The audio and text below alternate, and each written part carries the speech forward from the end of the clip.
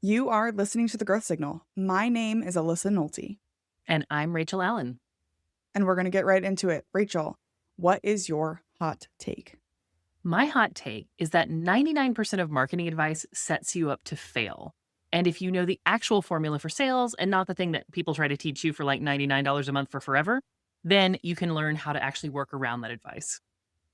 I am really excited to talk about this because as you were saying that, I'm thinking of every time I got, as I will call it, where I paid for a $97 funnel that was going to, build my Mhm. business by itself and I was going to make money while I slept and I'm flooded by and we've all seen those ads. Or maybe you're not Yeah. on the side of TikTok that I am where like it's side hustle culture Oh, 100%. basically the entire time.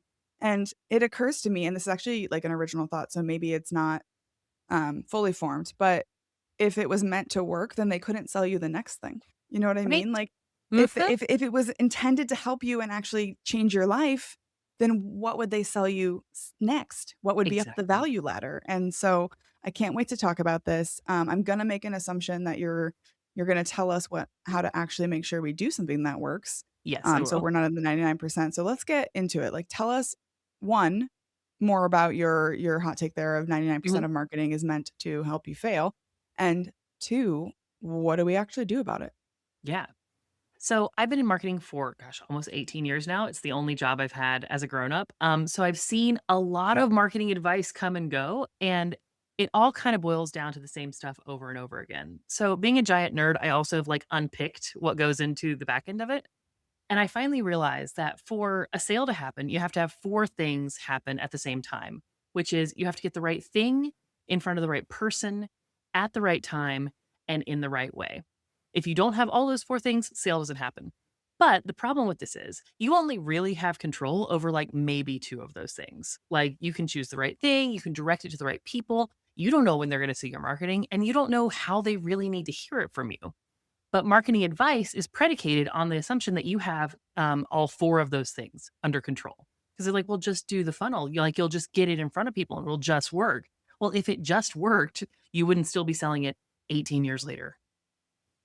Absolutely. And so much of that too is you're very right. If you don't truly have it dialed in on what is the thing that I'm selling, Hmm. who am I selling it to? How do I get into their mind space, right? We're in an attention economy. Yeah. So like getting in something in front of them is honestly 10 times harder, I feel like, than it was when I first started my business back in 2014. Like, I could walk up to someone in a coffee shop and have a conversation, and that could turn into a sale. Yeah. That is not the way the world works anymore, and Oh, then no. in the right way, because Yeah. we are so used to hyper personalization these Mm. days that anything that doesn't feel like it clicks immediately, I think we let go of. So I think about Yeah. my For You page on TikTok when I'm scrolling and it knows me so well that I don't want to use my Instagram reels because God, I have Right. to train that algorithm. Like it doesn't know anything about me. And Right. that almost becomes a burden for me to have to think in a way that doesn't exactly speak to my heart and soul. And I Hmm. think that's a real thing marketers are gonna have to overcome, like, are you Yeah. selling something that matters? Do you know who to sell it to? Do you know how to get in touch with them? And can you present it in a way that seems to speak to their soul? That Yeah. sounds insurmountable. So, is there Yeah. any, like, trick to overcome that, or is this just the way that we all have to live now? So it's definitely not the way we all have to live. And as far as the thing that overcomes it, it's relationships. Like it always has been. And people say that and they talk about, referral, networking, and all this kind of stuff. But marketing is often like framed, like you said, as this funnel thing, right? Like you do the system and it'll work out and you just broadcast at people and then somehow it will work. That never really worked all that well. And it's definitely not working now. Right. And I think too, people have a tendency to confuse, like, something that happened to them one time with the way that it will be every time. Like, we've all Yep. had that opportunity land in our lap, and we're like, "Oh my gosh, this is what I am now because this landed in my lap. It was so Right. easy to get." And then if that becomes your entire process, it's probably gonna stop working. It's not gonna work that way every No. time. So we have to understand the difference between a repeatable, successful approach and something that just happened to work, and that Mhm. doesn't mean it is the way it needs to be. Yeah. And a lot of those systems that are sold based on those 4 things are based on a snapshot that worked for one person, right? They're like, well, this worked Right. amazingly for me. So just pretend that you're in the same time as I am and that you have the same people and they need it in the same way and it'll work for you. And if it doesn't, it's a you problem. Yeah, and it might be a you problem, right? Yeah. Because you're probably not selling the exact same thing that they're selling. You're probably not reaching out to the same people that they are reaching out to. And the things about you, especially to your point about relationships, there are things that people have bought from me Hmm. because it was me. And that's how I won like, I literally had a client one time who was like, "Oh, well, why'd you go with us?" And I'm like, "Well, you were pretty much the same as the other guy, but we liked you." Yeah. And, like, that is an intangible thing that you can't necessarily replicate by buying a $97 done for you funnel Yeah. that we see hawked on, every get quick rich scheme. Yeah. Get rich quick. Yeah. That's what I said, get rich quick. There you go. It's like, see, that's how much I've, like, tried to block those from my memory, I can't even I say it know. right. Yeah. So, how do we start to really dial in those 4 things for us in a Hmm. way that's true and authentic to us, true and authentic to the thing we're trying to do, to the people that we're trying to connect with and build relationships with, and isn't just some sleazy, like, "I'll refer you and give you a cut" Oh, yeah. situation? Yeah. So, I mean, I love the way you brought that up because the first thing you have to do is even temporarily like set aside that goal of sales. Obviously, you want to sell stuff. Obviously, you want to connect with people. But if you try to reverse engineer your way into it, the market is so savvy now that it's just not going to work. So, if you can like set that aside even temporarily or hold it lightly at least, and then think, okay, like everything else aside, what do I really want to sell and who do I want to be while I'm doing it? Not even thinking about your audience yet. Because if you try to like reverse engineer from that, you just get weird, right? So, but if you are really clear on who you are and what you would sell regardless, then you can start thinking, okay, I think this thing is awesome. I think people need it. This is who I'm going to be while I'm selling it. Now, who do I need to talk to? And like, how might I need to like inflect this conversation or tweak it a little bit to make it make sense to them? I think it's really important that you talk about setting sales aside because 1, you're right, the market is more savvy than ever before, Hmm. but they've always been a little bit savvy, right? Yeah. Like, I had this one guy that I would work with, and you could smell the desperation, of a sale on him from, like, across the room because Hmm. he would come and he had talking points, right? And we kinda talked about this at the beginning of the Yeah. podcast, like, what is the thing that makes for a good episode, and what are the episodes that do well on this show? It's the ones where there's no, like, clear talking points, the ones that Yeah. have 5 things they wanna get out on the show, like, you can Oh, tell that they're not the episodes that do well, but yeah. that is something that we have to learn to do in our relationship building, whether it's in person, online, through a TikTok, wherever we're selling, and honestly, I just did it now. Selling is the wrong word. Wherever we're trying to figure out who we are and what we're going to sell, Yeah. I always tell people that one guy, I always told him, like, "You have to make friends first, and you can make sales later." And that really is, like, the easiest way for me to understand it is we can be friends first, Hmm. and we can be business transactional relationship later, but it Yeah. has to be friends first. Yes, absolutely. I love that. That's your little like soundbite for this episode. Friends first and sales later. Because Yeah. nobody wants to work with somebody they don't really know or like, especially if you're doing something that's a little higher ticket or that involves like a lot of trust. Mhm. Like, I'm not going to just hand over the keys to somebody that I'm like, okay, man, like, I mean, you like your website looks cool, but I don't know if I'd want to have a coffee with you. Right. And it's no different though than like the beer test they used to have for presidential candidates, Yeah. right? Like you voted for George W. Bush maybe because you liked his policies, but you also thought maybe you and him would have a beer and it would be a good time, right? Yeah. This is the universal long-term human approach where we Yeah. want to like the people that we are working with. And even if we do it subconsciously, right? I'm not actively going Mhm. like, well, I really like Dr. Pepper as a brand, so therefore I'm gonna drink Dr. Pepper. But Yeah. if I Yeah. know I don't like them as a brand and I don't agree with what they stand for or they just give me the ick, then I'm Hmm. probably not even gonna try their product going Uh forward. huh. Oh, 100%. And I mean, something we're seeing now, like people been asking me like why sales cycles are like so long and so weird right now. And there's a lot of reasons for it. But one of the things is like trust has moved offline into like private group chats. So if somebody's not buying your thing, it's because their friends don't like you. Like I guarantee that is the answer. Because as soon as we're looking at something, we ask, like, hey, Alyssa, is this person legit? Hey, do you like their thing? And if they don't, I don't even look any further. And it's almost like, okay, I'm gonna make a Hamilton reference, like, there is a room where it's happening, and you Yeah. are not in the room where it's happening, and you never will be, because that's the whole point, is that you're not in there in the room where it happened, because you have to be something that a plurality of people really, really enjoy, or at least have a neutral opinion on, right? And you will Yeah. never get an opportunity to even know that conversation happened, let alone influence it. Yeah, absolutely. I have a friend who has a theory that there's basically like 100 people at the top of any industry. And if you can get into the room with those 100 people, that's where the money is. That's where all the referrals are. Like, that's the goal. Yeah. I absolutely agree with that theory. Back in the day, our research company was doing, politics research and Oh, nice. how people engage with advertising and marketing and then, like, the "sales," quote, unquote, of political campaigns. Yeah. And we were kinda dipping our toes into that, and we, like, were getting nowhere.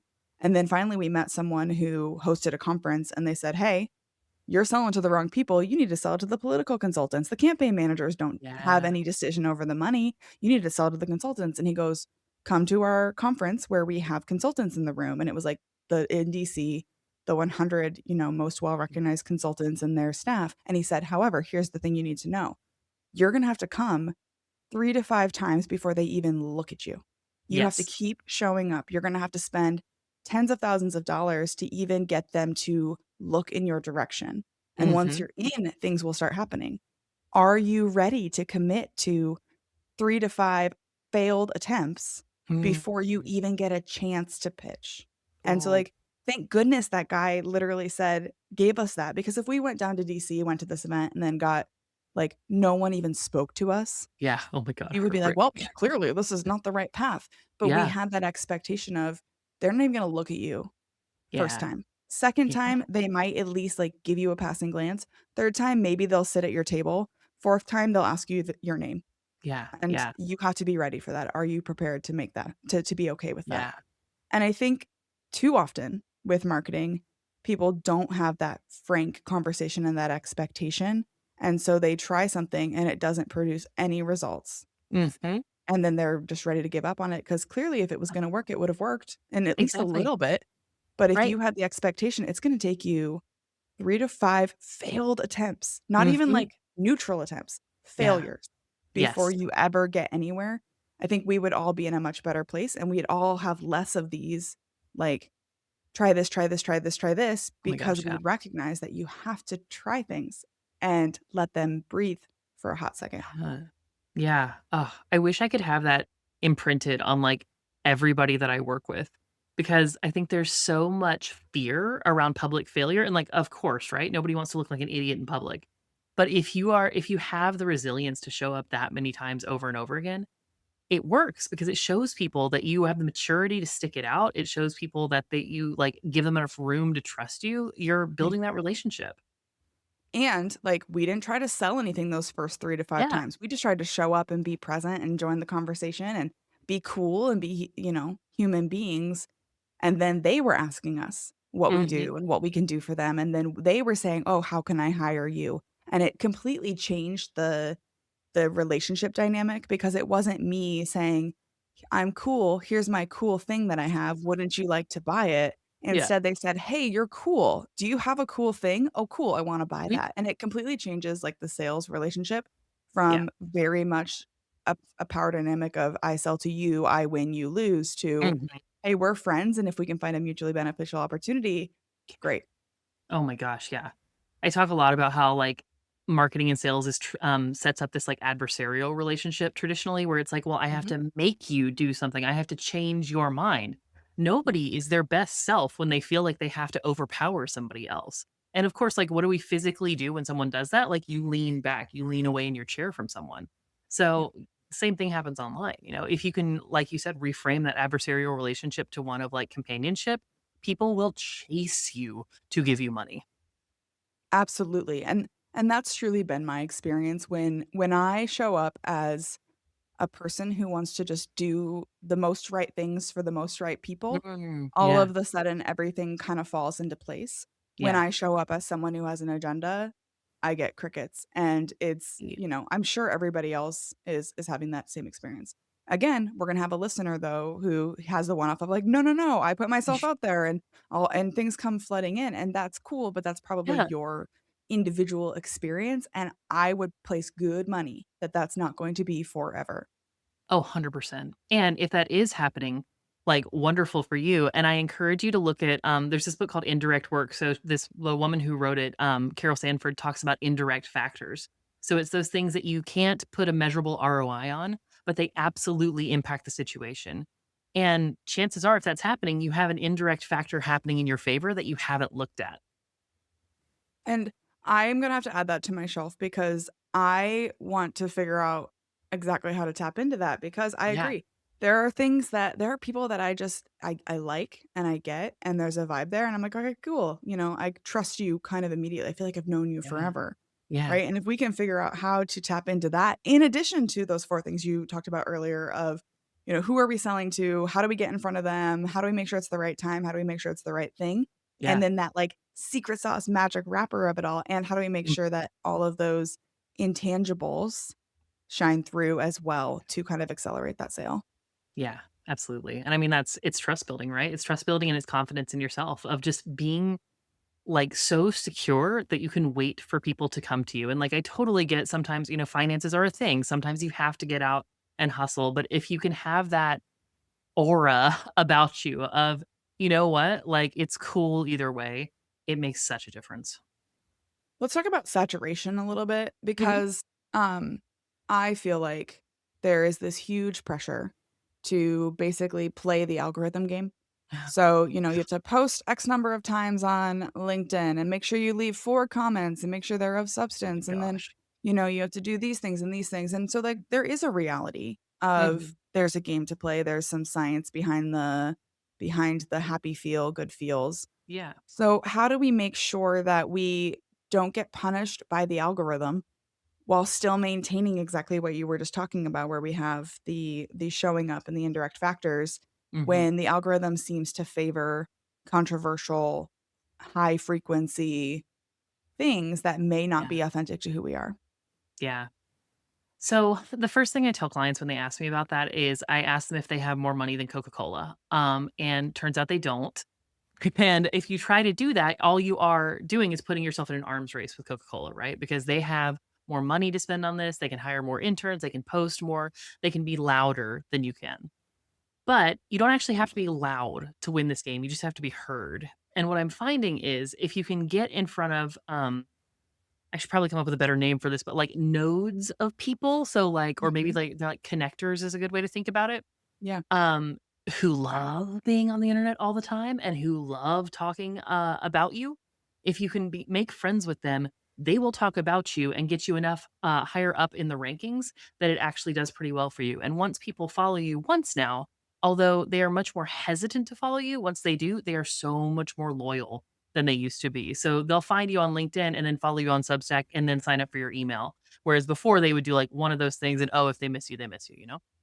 Yeah, I love that because 1, it's beneficial to you because you don't have to lose who you authentically are, and 2, Yeah. it's beneficial to that connector because if they have to talk on the internet that much, they're running out of things to talk about. So Yes. if you can give them a new interesting talk track Mhm. or point of content that will help drive their own algorithmic ambitions and success, Yeah. again, mutual success. We're all here to try to do the same thing. Yeah. But I think on that same point is you have to be really concerned then about not just producing a volume, but producing something that really matters and connects. And it kind of all comes back to your original hot take of like, you have to make sure that whatever you're going to put out there then is for the right person, is to Yes. to talk about the right thing that drives your outcome, is going to be at the right place at the right time. All of those things that we've talked about, Yeah. you have to be 10 times more circumspect with that if you're not just going to play the volume game. Oh my gosh, yeah. And I mean, I find it more rewarding because like you can actually write stuff or speak stuff you care about. But it's definitely a shift from that broadcast mindset. And I mean, one thing I'm telling people right now is like make it as weird as you possibly can. Like see what crazy things you can come up with for an email campaign and not just to be weird, but because everyone is like, yes, email marketing, we know how this works. Yes, LinkedIn, we know how this works. But if you can show up like I had a friend who did a email marketing campaign that was like part scavenger hunt, part murder mystery, and Ooh, also there was some marketing. And oh my God, her conversions were through the roof because we're like, thank God someone is actually interesting here. Right. There's something about, like, the novelty of it all and not, Mhm. like, gimmicky, right? Like, you don't Yeah. have to send everyone a custom engraved Nido Oh cube. my gosh. Yeah. Those are, by the way, seems to be the hot toy of right now. They've cracked the, the virality code. But, like, you don't have to send them something that is weird. You can Yeah. send that, like, just weird for the sake of being weird. But if it's authentically you, like, if you are someone who loves scavenger hunts and murder mysteries, what a great Yeah. way to introduce yourself through something that somebody else loves too. And Yeah. you're gonna find connection on that much more than saying, like, "You know what I love? A return on my marketing investment. And I really enjoy when my website sees a 14% conversion rate." And, like, nobody really loves that. Yeah. We No. like it because it achieves our outcomes to help us do what we really love, which Mhm. might be scavenger hunts and murder Right, mysteries. Like, exactly. I Yeah, love it's that. very much like the first day of kindergarten strategy where it's like, "Hey, can we be friends?" Like, that Yeah. works out so much better than like, "Have you thought about your marketing ROI recently?" Yes. Have you considered that maybe you don't know the alphabet? Let me help you with that. Like, a kindergartner Yeah. would never say such a thing, Yeah, yeah, right? yeah, exactly. So tell us, considering all the people that you know or aspire to know, who else is out there? Who else do we need to pay attention to? I'm gonna say Tanya Kubo. She is a friend and colleague of mine. She is a community strategist, and she runs a podcast called Find Your Freaks, which is so I love great for it. so many reasons, including many of the ones we've been talking about here. So it's all about belonging and being human on the internet.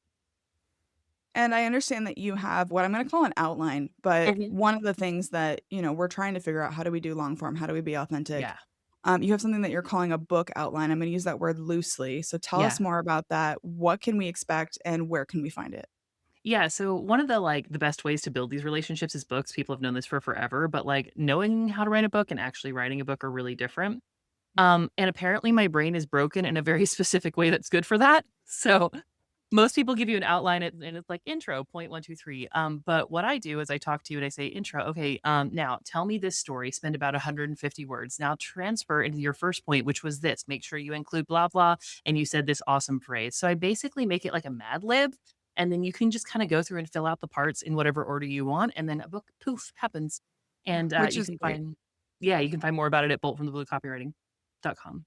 And I love that because I've had multiple people who are like, "Alyssa, you should write a book." And I'm like, "I don't even know where I would start." And also, like, who am I to, put words on a page and expect people to pay for Yeah. the privilege of reading it? But also, like, there is a real formula and science to book writing, like, in the way that you structure things and you go from chapter 1 to chapter 2 to chapter 2 to chapter 3 to loop it all back to the end.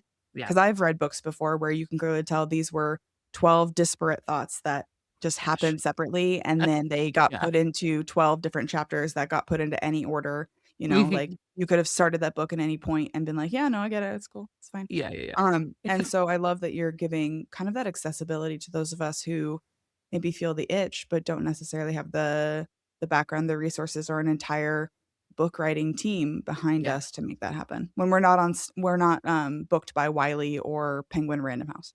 yeah, for sure. So if someone is connecting with you, they wanna learn more, they loved this conversation, they feel like they've made a friend, Mhm. where can they find you online? They can find me at boltfromthebluecopywriting.com or connect with me on LinkedIn. Awesome. And if you are looking for me, you can find me, Alyssa Nolte, on LinkedIn. Search Alyssa Nolte, and if you see the Notorious Plant Killer, you have found the right Alyssa Nolte. I also write on Substack under the publication Alyssa Likes to Talk. Rachel, thank you so much for coming on today. I loved this conversation. I think it's really important. And I will make sure that I don't get got again with one of those magic 99% marketing schemes. But I'm really looking forward to trying out some of the things that you mentioned today. Awesome, thank you.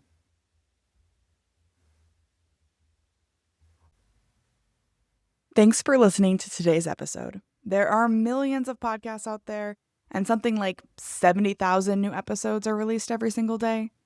It's not lost on me how lucky I am to have such an incredible community who show up and support this show. To be a guest or nominate someone who should join me on the pod, head to alyssanolte.com. And if you're looking for ad-free episodes, you can join me on Substack. I post all new episodes of my podcasts and share appearances on other people's shows, plus bonus content and updates on what I'm working on. Search Alyssa Likes to Talk or tap the link in the show notes.